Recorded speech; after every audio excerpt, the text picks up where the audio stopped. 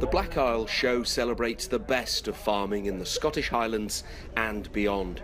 It's also a rare chance to catch up with friends and colleagues and to talk. But there's one dominant subject: the weather.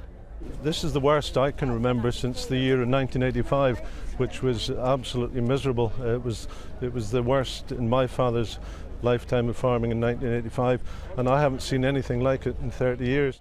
We all know the phrase, make hay while the sun shines, but this year in many parts of Scotland it just hasn't.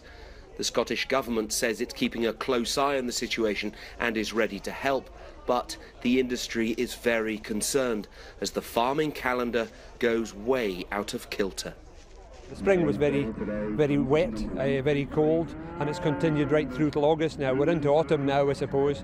Winter crops are being harvested at the moment, but a lot of the spring crops are well behind. The cold weather is also having an effect in the mountains this summer. Snow patches aren't unheard of, but this year is proving highly unusual. Well, they keep records of snow depth here in Glencoe, and they know since the resort opened back in 1956, they have never had a year where there's been snow on the ground every single day from winter to winter. But it's expected this year might break that record. Across the Highlands, experts say the summer snow is at a 20-year peak. 100 metres long, difficult to say in the middle, but probably in the region of about 5 to 6, possibly even 7 metres deep. Right. And a lot of that snow, yeah, I mean, obviously because of the very poor summer, the snow has endured where you would normally expect it to have gone quite a bit of time ago.